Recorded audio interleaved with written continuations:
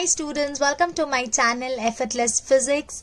आज हम स्टार्ट कर रहे हैं 11th स्टैंडर्ड का एक और topic, that is refraction of light. अभी तक हम लोग के 11th स्टैंडर्ड के 3 टॉपिक्स हो गए हैं। काफी सारे बच्चे ऐसा सोचते हैं कि 11th हम स्किप कर दें, but I say that is a bad option. अगर आप बस मेरे वीडियोस देखते हैं और कुछ एमसीक्यू सॉल्व करते हैं, इवन आप एमसीक्यू सॉल्व नहीं करते, सिर्फ वीडियोस ही देखेंगे, तो भी एटलीस्ट आपके 10 में से 3-4 तो राइट हो ही जाएंगे, इजी वाले। So my suggestion is don't skip 11th standard, छोड़ दो मत कि हम बिल्कुल भी नहीं करेंगे। 12th हो गया तो हो गया, no, that is a bad idea. And जैसे मैंने बोला कि अभी हम कंटिन्यू, मैं काफी टाइम से वीडियोस नहीं डाल रही थी, but now I continue to do that because अभी आई नो कि time is very less. So as time is very less, now I have to and you have to, as in we have to study for the exam, right? And I'm sure आप लोग ये करने वाले हो। Great. तो अब हम ये चैप्टर कर रहे हैं। इसमें सबसे पहले काफी सारी चीजें ना, ये मैं सच बोलूं तो मैंने वेव थ्योरी में आपके साथ डिस्कस कर ली है, बट स्टिल यहाँ पे भी हम डिस्कस कर लेते हैं एक बार। सबसे पहले light is a electromagnetic radiation, जिसमें इलेक्ट्रिक वेव्स भी होते हैं, मैग्नेटिक वेव्स भी होते हैं। वो दोनों आपस में भी परपेंडिकुलर होते हैं और जिस डायरेक्शन में वो जाते हैं उसमें भी परपेंडिकुलर होते हैं। उसके बाद वहां पे स्पीड होती है 3 × 10⁸ मीटर पर सेकेंड इन एयर। जो लाइट है उसकी विजिबल लाइट की बात करें हम, राइट? तो उसकी जो वेवलेंथ है that is 3600 angstrom to 7500 angstrom. उसके बाद अगर हम मीडियम चेंज करते हैं तो वेलोसिटी और वेवलेंथ चेंज होती है, बट फ्रीक्वेंसी रिमेन अनचेंज। ये हम पहले भी डिस्कस कर चुके हैं। अगर आपको कभी मोनोक्रोमैटिक दिया हो तो मोनोक्रोमैटिक का मतलब होता है सिंगल वेवलेंथ, एंड पॉलीक्रोमैटिक दिया हो मींस एक से ज्यादा wavelength, so it is multiple wavelength. Reflection बचपन से पढ़ते आ रहे हैं, बट स्टिल रिवाइज कर लेते हैं। So this is the incident ray, this is angle of incidence, reflected ray, angle of reflection, सबको पता है I is equal to R। इस रे को इस डायरेक्शन में जाना था, so this is the angle of deviation, मतलब उसको ऐसे जाना था, वो ऐसे टिल्ट हो गई। So this is our delta, and delta आपको पता ही है, it is 180 minus 2I, और delta is 180 minus 2R. Since I is equals to R, this is the deviation. Okay, next is refraction. Refraction में हम या तो rarer से denser जाते हैं या हम denser से rarer जाते हैं। If we go from rarer to denser, it will bend towards the normal, and denser से rarer जाएंगे, it will go away from the normal, right? तो अगर बेटा ये मेरा I है तो ये हमारा R होगा। So in this case, this is the deviation, and deviation is I minus R. अगर हम उल्टा जाते, अगर हम ऐसे जाते तो हमारी रे ऐसे आ जाती बाहर। या इसी में बेटा अगर एग्जाम्पल बोल दूं कि यहाँ पे मैं एक ना मिरर लगा देती हूँ, such that it makes an angle of 90 degree, तो ये ऐसे आई थी, ऐसे ही वापस जाएगी। So in this case this will become the incident ray and this will become the refracted ray, means it will retrace its path. Okay, so in that case it goes away from the normal. तो अगर वो time पे हम delta निकालें denser to rare में, so it is R minus I. Okay, एक और angle होता है बेटा, वो भी देख लेते हैं, दैट इज ग्लैंसिंग एंगल। ये मैं पहले डिस्कस कर चुकी हूँ आप लोग के साथ। So it is the incident ray and the surface के बीच में जो एंगल होता है that is theta G, which is glancing angle, which is equals to 90 minus I. And ये बेसिक चीज आपको पता होनी चाहिए, डेविएशन पता होना चाहिए, ग्लैंसिंग एंगल पता होना चाहिए बेटा। यहाँ पे भी ग्लैंसिंग एंगल सेम ही रहेगा, उसमें कुछ भी चेंज नहीं आएगा। और एक और चीज बेटा, अगर तेरे को पता है ना I 0 होगा तो तेरा R भी 0 होगा। सिमिलरली यहाँ पे भी वैसा ही है, means if the incident ray is along the normal then I is 0। So in both the cases, चाहे वो रिफ्लेक्शन हो चाहे वो रिफ्रैक्शन हो, रिफ्लेक्शन के केस में कैसा होगा बेटा, वो सीधा आएगी, हिट करके वापस चली जाएगी। और रिफ्रैक्शन के केस में कैसा होगा, वो सीधा आएगी और सीधा ही फिर निकल जाएगी, कुछ भी डेविएशन नहीं होगा। तो मैं लिख ही देती हूँ, अगर अपना I 0 है तो बेटा R 0 है और डेल्टा 0 है। इस केस में बेटा अगर अपना I 0 है, R 0 है और डेल्टा 180 है, ऐसे आई और हिट करके वापस ऐसे गई ना, so deviation is 180 degree, and in this case deviation is 0. Okay, next बेटा स्नेल्स लॉ पता ही होगा अपने को, sine I by sine R is mu2 by mu1. mu2 is the refractive index of second medium, mu1 is the refractive index of first medium. या आप ऐसे बोल सकते हो mu into sin theta is a constant. Okay. उसके बाद next is absolute refractive index. Absolute refractive index क्या होता है? एब्सोल्यूट रिफ्रैक्टिव इंडेक्स का मतलब जो फर्स्ट मीडियम होगा that will be compulsorily air और वैक्यूम. मतलब उसका रिफ्रैक्टिव इंडेक्स तो बेटा 1 ही होगा. ये है तेरा दूसरा मीडियम, उसको हमने नाम दिया रिफ्रैक्टिव इंडेक्स म्यू एम. तेरे को पता है ना बेटा, एयर में स्पीड जो होती है वो c होती है और इस मीडियम में जो स्पीड है उसको हम vm नाम देंगे. तो हमको फॉर्मूला पता है, refractive index of second medium upon refractive index of first medium is equal to speed of light in first medium divided by the speed of light in the second medium. Inverse relation है बेटा. So mu m by mu 1 is equals to c by vm. तो क्या मिला? Refractive index of any medium is c by vm. यानी अगर देखो किसी भी मीडियम का रिफ्रैक्टिव इंडेक्स निकालना है तो सिंपली क्या करना है, जो मीडियम की वेलोसिटी है उसको एयर की वेलोसिटी से डिवाइड कर देना. या अगर मैं बोलूँ अपन को वेलोसिटी निकालनी है तो जो मीडियम का रिफ्रैक्टिव इंडेक्स है उसको वेलोसिटी से डिवाइड कर देना. सो this is absolute refractive index.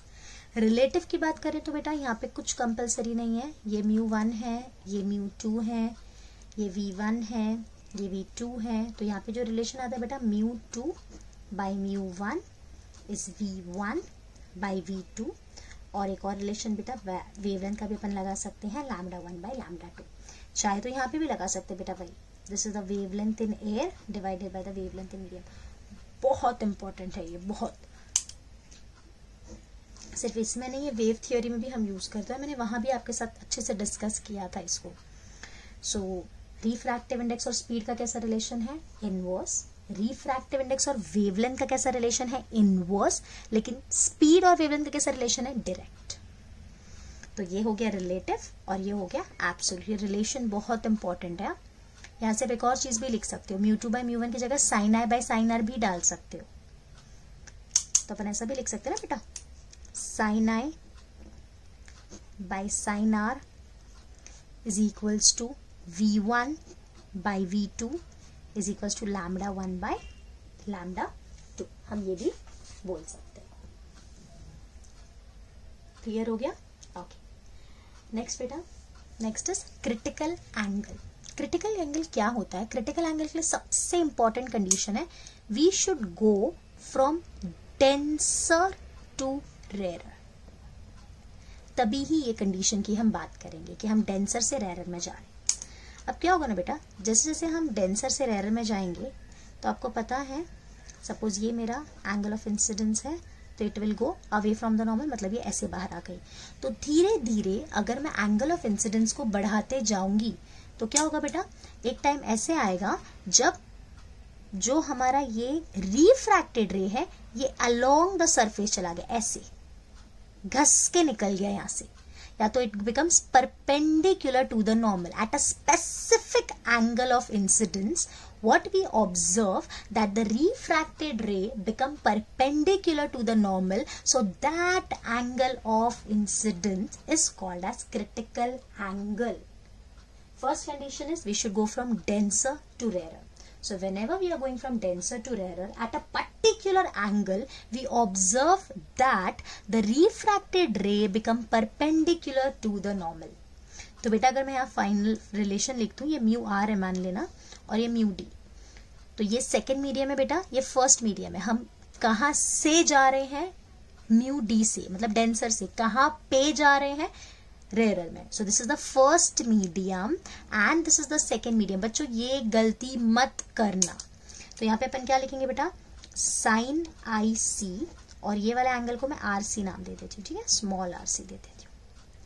Sign R C is equals to mu R by mu D. So R C तो अपना 90 डिग्री है, तो ये हो जाएगा sine I C is equals to mu R by mu D. तो ये sign 90 कहाँ गया बेटा, साइन 90 1 हो गया। तो यहाँ से अपन को मिला IC is sine inverse of mu R by mu T. So this is the actual formula. Actual, अगर अपना जो रेयर मीडियम है वो एयर हो गया तो वो 1 बाय म्यू लिख देते हैं अपन। अगर हमारा ये वाला जो मीडियम है ना, सेकेंड मीडियम, अगर वो एयर हो जाता है तो आपको पता है उसका रिफ्रैक्टिव इंडेक्स 1 हो जाएगा। तो अगर आप लिखोगे तो क्या हो जाएगा बेटा, IC is equals to sine inverse 1 by mu. But मैं सजेस्ट करूंगी ये मत याद करो, ये याद रखो तो कहीं अटकोगे ही नहीं।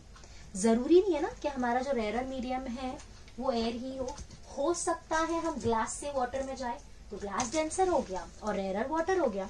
तो ये चीज याद मत करो, ये वाला फॉर्मूला याद रखो। क्लियर?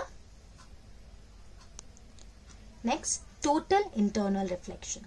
बेटा अगर सपोज हम क्रिटिकल एंगल पे क्या ऑब्जर्व करते हैं, हम क्रिटिकल एंगल पे ऑब्जर्व करते थे कि जो हमारी रे है, तो सपोज मान ले बेटा ये तेरा क्रिटिकल एंगल है IC, तो हमारी जो रे होती है वो कैसी हो जाती है, it becomes perpendicular to the normal, मतलब इस तरह से आती है।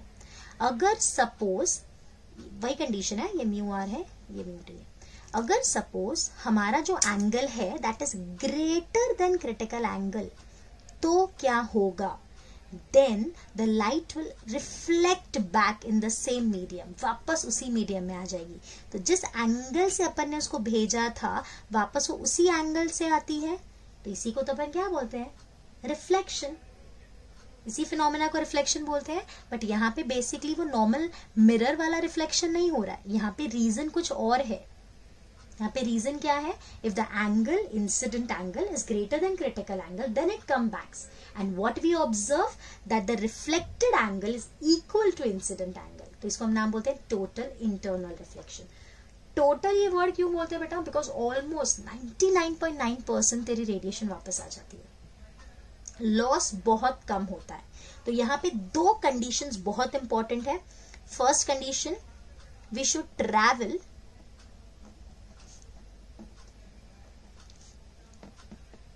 from denser to rarer, and second, I should be greater than critical angle. अगर ये दो कंडीशन सेटिस्फाई होगी तभी ही अपन बोलेंगे कि टोटल इंटरनल रिफ्लेक्शन हमको देखने मिलेगा। And in this case reflected angle is equal to incident angle. अब इसके बेटा 3 एप्लीकेशंस हैं। पहला एंगल है diamond. We know the best quality of diamond is its shining. तो डायमंड का शाइनिंग इतना अच्छा इसके लिए है बिकॉज वहां पे यही फिनोमेना हम देखते हैं, और डायमंड का रिफ्रैक्टिव इंडेक्स बहुत ज्यादा होता है। Refractive index of diamond is 2.42 and it's critical angle is very less, 24.4। Inverse relation है ना, यहाँ पे देखना आप लोग रिलेशन कैसा है। रिलेशन इज इनवर्स, रेयर की बात नहीं करी बेटा, डेंसर मीडियम की, डायमंड की बात है, इनवर्स रिलेशन है। तो यहाँ पे हम क्या देखते हैं, refractive index of diamond is very large, therefore it's critical angle is very small, तो इसलिए वो बहुत बार शाइन होता है और वो उसकी बेस्ट क्वालिटी है। दूसरा, it is used in binoculars, it is used in optical fibres. अभी फिलहाल मैं आपको नाम ही बता रही हूँ, ज्यादा डिटेलिंग में नहीं बता सकती हूँ because it is just a crash course. तो आपको बस एप्लीकेशंस याद रखने बेटा, कहाँ कहाँ यूज होता है। बाइनोक्यूलर्स में यूज होता है ये। उसके बाद मिराज जो फिनोमेना है वो इसकी वजह से होता है। ऑप्टिकल फाइबर्स में हम ये यूज करते हैं, एंड डायमंड मैंने आपको बता दिया। ओके, नेक्स्ट इज बेटा प्रिज्म। प्रिज्म में टोटल है ना 5 फेस होते हैं। उसमें से यानी देखो ऐसे मैं बता रही हूँ आपको, ये मेरा हाथ है तो ऐसे, तो ये 2 फेसेस हो गए, एक ये फेस, एक ये फेस, एक नीचे वाला फेस और 2 ऐसे फेस। तो टोटल देयर आर 5 फेसेस। मैंने यहाँ पे आपको बता के दिखाया है, एक ये फेस है, एक ये साइड वाला फेस है, ये नीचे वाला फेस ये, और ये फ्रंट दोनों। तो ये 2 फेसेस है ना बेटा, इनको बोलते हैं रिफ्रैक्टिंग सरफेस। उसके बाद ये जो एंगल दिख रहा है आपको, this is called as the refracting angle, और ये जो लाइन दिख रही है ये वाली, this is the refracting edge. यानी जो रिफ्रैक्टिंग सरफेस जो ऐसे ऐसे ये ऐसे रिफ्रैक्टिंग सरफेस होगा, तो ये जो लाइन दिख रही है this is the refracting edge, और यहाँ पे ऐसे जो एंगल बनेगा ना फ्रंट में, that is the refracting angle. So the angle between 2 plane angle is called, नहीं कुछ मिस्टेक है, एंगल नहीं आएगा, 2 प्लेन सरफेस आएगा बेटा, मिस्टेक हो गई है। So the angle between two plane surface is called the refracting angle of prism. Refracting edge बेटा ये जो लाइन है, जो दो refracting surface जहाँ मीट हो रहे हैं, उसको अपन refracting edge बोलेंगे, और refracting edge के जो exact opposite होगा उसको अपन base बोलेंगे. Okay. अब प्रिज्म में बेटा कुछ फॉर्मूलाज होते हैं जो बहुत इंपॉर्टेंट है, वो अपन देखते हैं. This is our incident ray. Okay, ये जो ग्रीन वाली दिख रही है ना, this is the refracted ray. Green ना, green, this green is refracted ray. And ये जो रेड वाली दिख रही है इसको अपन बोलते हैं इमर्जेंट रे. अब बेटा ये जो प्रिज्म का एंगल है, जो ए से मैंने डिनोट किया, this is the prism angle, या तो एंगल ऑफ प्रिज्म बोल सकते हैं, ठीक है, तो रिफ्रैक्टिंग एंगल भी बोल सकते हैं. अब बेटा ये रे को ऐसे जाना था और ये यहाँ पे नॉर्मल ड्रॉ किया है, सो this is the angle of incidence I. Here ये वाली जो रिफ्रैक्टिंग सरफेस इसके साथ जो एंगल बना रही है इसको हम R1 बोलते हैं. ये वाले सरफेस के साथ जो एंगल बना रही है इसको R2 बोलते हैं. And this angle with the normal is the angle of emergence. और इस रे को बेटा ऐसे जाना था, स्ट्रेट ऐसे जाना था, बट इस प्रिज्म की वजह से दो बार यहाँ पे रिफ्रैक्शन हुआ, तो पहले ऐसे बेंड हो गई थोड़ी सी, फिर और बेंड हो गई, तो फाइनली ये रहा रे हमारी यहाँ निकली. So the angle between the incident ray and the final ray is angle of deviation, that is delta. बेटा यहाँ पे एक रिलेशन है आई, ए, ई और डेल्टा का, वो इंपॉर्टेंट है. रिलेशन है I plus E is equals to A plus delta. What is I? I is the incident angle, E is the angle of emergence, A is the angle of prism or refracting angle, and D is the angle of deviation. ठीक है. अब बेटा यहाँ पे ना हम एक graph draw करते हैं, and the graph is between the angle of incidence and deviation. मतलब अगर हम एंगल ऑफ इंसिडेंस को बढ़ाते जाए, पहले 0, फिर 5, फिर 10, फिर 20, फिर 30, धीरे धीरे बढ़ा के मैक्सिमम हम कितना कर सकते हैं, 90 डिग्री. तो ये जो डेविएशन है ना, उसमें क्या फर्क आएगा वो हम ऑब्जर्व करते हैं. तो हमने क्या ऑब्जर्व किया कि जैसे जैसे बेटा अपन एंगल ऑफ इंसिडेंस बढ़ाते जाते हैं, हमने क्या देखा कि ये डेविएशन कम होते जाता है, and then it again increases. जैसे जैसे आप एंगल ऑफ इंसिडेंस बढ़ा रहे हो, this deviation goes on decreasing decreasing decreasing decreasing, finally it becomes 0 at a fix point और fix angle of incidence, and then again it increases.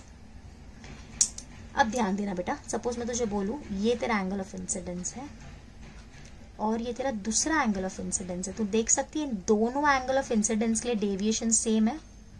अगर ये तेरा I1 बोल दूं, ये भी I1 नहीं, I2 बोल देते, तो I1 I2 के लिए सेम डेविएशन है. सिमिलर जैसे दो पॉइंट्स नहीं, ऐसे काफी सारे पॉइंट्स है. जैसे देखिए यहाँ पे भी इसके साथ भी एक पेयर होगा, ये वाला इसका पेयर है, तो इन दोनों के लिए सेम डेविएशन मिल रहा है. तो अपन क्या ऑब्जर्व करते हैं, for two angle of incidence we have same deviation. For a pair of incident angle we get a same deviation. और एक ही ऐसा एंगल ऑफ इंसिडेंस होता है जिस टाइम पे हम ऐसा बोलते हैं कि सिंगल डेविएशन है, that is the minimum deviation. ध्यान देना, वापस सुनो. जैसे जैसे हम एंगल ऑफ इंसिडेंस बढ़ाते जा रहे हैं, एंगल ऑफ डेविएशन धीरे धीरे धीरे धीरे कम होते जा रहा है, कम होते जा रहा है, कम होते जा रहा है, फाइनली मिनिमम हो गया. तो इसको क्या बोलते हैं अपन, मिनिमम डेविएशन. एंड वापस उसके बाद हम एंगल ऑफ इंसिडेंस बढ़ाते हैं, and then it again increases. So what we observe, at a particular angle of incidence the deviation is minimum. इसको अपन बोलेंगे मिनिमम डेविएशन. ओके, अब बेटा एक चीज सुनना, ध्यान देना जरा. सपोज मान ले तेरा आई 20 डिग्री है सपोज, तो हमारी रे ये ऐसे गई और फिर फाइनली ऐसे बाहर आई. एंड सपोज मान ले ये जो तेरा ई है ये सपोज 55 है, सिर्फ एग्जाम्पल ले रही हूँ. तो आई ते को मिला 20 और ई ते को मिला 55. ओके, तो डेविएशन कितना था बेटा, डेल्टा. अगर सपोज मेरी रे ये वाले रास्ते से आती, मीन्स डायरेक्शन चेंज कर दिया, तो हमने देखा ये ऐसे आती और फिर ये इस डायरेक्शन से ऐसे आती, फिर ऐसे हो गई और ऐसे बाहर निकलती, मीन्स एग्जैक्ट ऑपोजिट. अगर ये तेरा इंसिडेंट रे है तो ये तेरा इमर्जेंट रे है, ये तेरा एंगल ऑफ इंसिडेंस है तो ये तेरा एंगल ऑफ इमर्जेंस है। अगर तेरी रे ऐसे आती तो ये तेरा एंगल ऑफ इंसिडेंस बन जाता और ये तेरा एंगल ऑफ इमर्जेंस बन जाता। बट डेविएशन देख सेम ही आता, मीन्स कि अगर एंगल ऑफ इंसिडेंस 20 है या 55 है, एग्जाम्पल है, तो दोनों में डेविएशन सेम आता है। और यहां भी अपन वही देख रहे हैं, for two angle of incidence we have same deviation. तो यहां से क्या क्लिक हुआ बेटा कि इन दोनों में से एक तेरा आई होगा एंड एक तेरा ई होगा। हमेशा याद रखना कि अगर इस ग्राफ में तुझे ऐसा बोला है कि for two angle of incidence we have same deviation, तो उसमें से एक है तेरा एंगल ऑफ इंसिडेंट और दूसरा है तेरा एंगल ऑफ इमर्जेंट। क्लियर हुआ? ओके। तो डेल्टा एम जो है मिनिमम डेविएशन, वो टाइम पे एक स्पेशल कंडीशन होती है। वो टाइम पे क्या होता है बेटा, तेरा आई और ई सेम होता है, तेरा R1 और R2 भी सेम होता है, और तीसरा जो तेरा रिफ्रैक्टेड रे है that is parallel to base. ये तीन चीज होती है। When the deviation is minimum, I is equals to E, R1 is equals to R2 and refracted ray is parallel to the base। जो मैंने अभी बताया, मुझे पता है आप लोग सब भूल गए होंगे, इसलिए मैं पूरा रिवाइज करा रही हूँ। समझ में आया? गुड, आई होप समझ में आया होगा। सुन लो, स्टिल एक बार सुन लो कि मैं क्या बोल रही हूँ कि अगर हम एंगल ऑफ इंसिडेंस बढ़ाते जाएंगे सो डेविएशन धीरे धीरे धीरे कम होते जाएगा and then it again increases. For two pair of angle of incidence we have same deviation. तो इसका ये मतलब है उसमें से एक इंसिडेंट एंगल है और दूसरा इमर्जेंट एंगल। मिनिमम डेविएशन पे आई और ई की वैल्यू सेम होगी, R1 और R2 की वैल्यू भी सेम होगी और ये वाली रे बेस को पैरेलल होगी। क्लियर? तो वही लिखा है बेटा मैंने, during minimum deviation delta is equals to delta M, I is equals to E and R1 is equals to R2। अब ध्यान देना बेटा, एक और फॉर्मूला होता है यहाँ पे, R1 plus R2 is equals to A. एक ये फॉर्मूला है कि ये जो R1 प्लस R2 का अगर अपन ऐड करते हैं ना तो उसका वैल्यू ए के बराबर होती है। ये प्रूफ है बट आपको सिर्फ फॉर्मूला याद रखना है। बट मिनिमम डेविएशन के टाइम पे तो बेटा R1 R2 बराबर होते हैं, so let this be equals to R। तो क्या मैं ऐसे बोल सकती हूँ 2R is equals to A, so A is equals to R by 2, या sorry R is equals to A by 2। Okay, एक चीज यहाँ से हमको मिली। दूसरा बेटा फॉर्मूला अपन ने क्या लिखा था, I plus E is equals to A plus delta M हो जाएगा, क्योंकि मिनिमम डेविएशन की बात कर रहे हैं और मिनिमम डेविएशन पे I और E भी बराबर होता है बेटा। तो मैं ऐसा लिख सकती हूँ 2I is equals to A plus delta M, so I is equals to A plus delta M by 2। तो यहाँ से अपन को R मिल गया, यहाँ से हमको I मिल गया। हम क्या लिखना चाहते हैं, हम लिखना चाहते हैं, फॉर्मूला पता है ना बेटा, μ2 by μ1 is equals to sine I by sine R. ये फॉर्मूला हमको पता है। तो यहाँ पे μ1 तेरा एयर है, एयर, तो एयर का रिफ्रैक्टिव इंडेक्स कितना होगा 1, और μ2 को ये लोग म्यू बोल देते हैं। μ2 किसका है बेटा, this is the refractive index of prism. So mu is equals to sine I का फॉर्मूला डाल दे बेटा, so this will become A plus delta M by 2 divide by sine R का फॉर्मूला डाल दे बेटा a by 2. So this is the prism formula। और ये स्पेशल कंडीशन है। ये फॉर्मूला कभी अप्लाई होगा जब डेविएशन मिनिमम होगा, तब आई ई बराबर होंगे, R1 R2 भी बराबर होंगे, तब हम ये फॉर्मूला लिख सकते हैं। क्लियर हो गया? So this is our prism formula.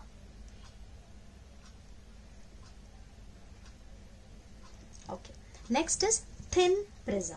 अब ये क्या होता है, थिन प्रिज्म बेटा उसको बोलते हैं जिसका रिफ्रैक्टिंग एंगल ए से, जो ए रिफ्रैक्टिंग एंगल होता है ए, वो 10 से कम होगा या उसके बराबर होगा, तो उसको अपन थिन प्रिज्म बोलेंगे। तो बेटा अगर थिन प्रिज्म बोलेंगे तो तुझे ये तो पता होगा ना, इफ थीटा इज स्मॉल तो क्या मैं लिख सकती हूँ, sine theta is approximately equal to theta. हम बोल सकते हैं if theta is very small. तो अगर बेटा ये वाले फॉर्मूला मैं लिख दूं, साइन ए अपना छोटा है, डेल्टा एम तो ऑलरेडी छोटा है, सो ए प्लस डेल्टा एम बाई 2, यानी ये एंगल तेरा छोटा हो गया बेटा, तो उसकी जगह मैं क्या खाली ए प्लस डेल्टा एम बाई 2 डाल सकती हूँ, बिल्कुल। सिमिलरली साइन ए बाई 2 की जगह हम सिर्फ ए बाई 2 भी डाल सकते हैं, यहाँ सब्सटीट्यूट कर दे बेटा। तो फॉर्मूला क्या हो गया, mu is equal to A plus delta M by 2 divide by A by 2, 2 और 2 कैंसिल हो गए, तो तुझे म्यू का फॉर्मूला मिला, ए को वो साइड लेती हूँ, mu A is equals to A plus delta M, so delta M is equals to A mu minus 1। This is the formula for minimum deviation. या एक और चीज बोलो बेटा, अगर प्रिज्म थिन है तो सारे के सारे डेविएशन मिनिमम डेविएशन के अप्रोक्सीमेटली क्लोज होते हैं। वापस सुनना, for thin prism we can say that all the deviation is approximately equal to minimum deviation. तो अपना फॉर्मूला क्या हो गया, delta is equal to A mu minus 1। So this is the formula for thin prism only for thin prism. अब एक चीज ये लोग पूछते हैं और ये बच्चों को नहीं पता होती है, ये जो म्यू माइनस 1 है इसको बोलते हैं refractivity of prism. This is called as refractivity of prism. तो अगर तुमको ये पता नहीं होता तो पूछ लेते तो अपन क्या करते, या refractivity of the material of the prism, तो ये चीज याद रखेंगे। Next is dispersion. डिस्पर्जन क्या होता है बेटा, एक व्हाइट लाइट को अगर हम एक प्रिज्म के थ्रू पास कराते हैं, so it break down into 7 different colors. Okay, so this phenomena is called as dispersion, the breaking of white light into 7 colors, and that 7 colors are Vibgyor. तो यह हमने क्या देखा, ये हमारी व्हाइट लाइट थी, ये हमारा प्रिज्म था। तो इस व्हाइट लाइट को बेटा ऐसे जाना था, बट रेड लाइट डेविएट हुई, येलो लाइट को, येलो पेन नहीं था तो मैंने ब्राउन से शो किया है, एंड वॉयलेट लाइट भी डेविएट हुई। सबसे ज्यादा डेविएशन बेटा हमको वॉयलेट का मिला और सबसे कम डेविएशन रेड का मिला। सो this is the deviation. Deviation means अपने पाथ से भटक जाना। जैसे हम भी हमेशा भटक जाते हैं, हमारी एग्जाम्स थी तो पहले हम पढ़ रहे थे, फिर लॉकडाउन हुआ तो हम कैसे भटक गए, वैसे ही। Okay, so that is the deviation for red light.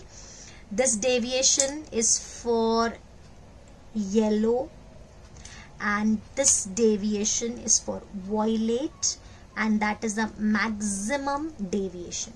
And one more thing, we are talking about thin prism. ये हम thin prism की बात कर रहे हैं, जिसका A 10 से कम होगा या उसके बराबर होगा। तो अगर हम thin prism की बात कर रहे हैं तो हमने क्या ऑब्जर्व किया, सबसे ज्यादा डेविएशन वॉयलेट का है, उसके बाद येलो का है एंड सबसे कम रेड का है। तो थिन प्रिज्म के लिए हमने तीनों के डेविएशंस के फॉर्मूला लिखे। तो delta V is equal to A mu V minus 1, delta Y is equal to A mu Y minus 1 and delta R is equal to A mu R minus 1। Thin prism की ये वाला formula लगा दिया बेटा। तो अभी अपन को पता है डेल्टा V सबसे ज्यादा है तो म्यू वी भी सबसे ज्यादा होगा, डायरेक्ट रिलेशन। तो refractive index of violet is greater than refractive index of yellow is greater than refractive index of red. और म्यू और वी का रिलेशन बेटा याद कर, inverse. So that is the reason velocity of red light is greater than yellow and yellow is greater than violet. Similarly, wavelength of red light is greater than wavelength of yellow light and wavelength of yellow light is greater than wavelength of violet light. ये relation याद रखना, ये MCQ में आ सकता है। Okay, moving ahead. Angular dispersion. अब angular dispersion क्या होता है बेटा, ये जो डिस्पर्जन हुआ है, डिस्पर्जन इस रीजन में है, इस रीजन में तुझे दिख रहा है। तो अगर मैं तुझे पूछूं ये वाला एंगल तुझे निकालना है, रुक जा मैं ये वाला दिखाती हूँ तुझे, ये वाला एंगल, इतने ही रीजन में डिस्पर्जन हुआ है ना, तो ये जो ग्रीन वाला एंगल अपन को निकालना है, तो मैं ऐसा बोल सकती हूँ ये पूरा डेल्टा V अगर हम निकाल ले, उसमें से अगर डेल्टा R, ये वाला डेल्टा R तेरा यहाँ से यहाँ तक रेड तक सब्ट्रैक्ट कर दे तो तुझे ये वाला मिल जाएगा, एंगुलर डिस्पर्जन वही है। इन अदर वर्ड्स अपन बोल सकते हैं कि एंगुलर डिस्पर्जन का मतलब है कि डिस्पर्जन जितने एंगल पे फैला हुआ है। So angular dispersion is delta V minus delta R.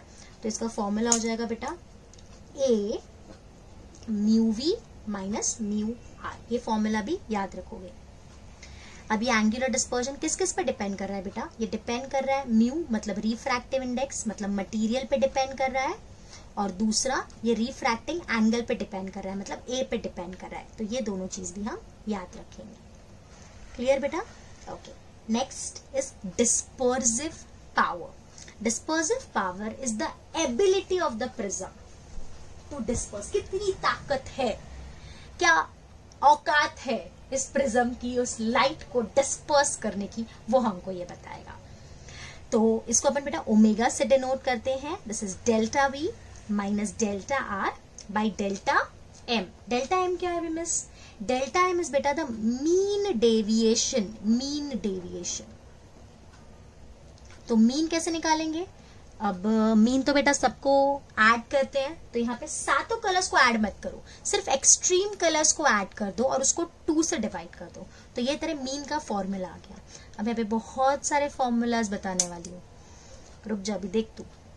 तो ये हो गया बेटा पहला फॉर्मूला। तो अपन ने लिख लिया delta V minus delta R by delta M. फिर डेल्टा एम की जगह अपन पुट कर सकते हैं delta V plus delta R by 2।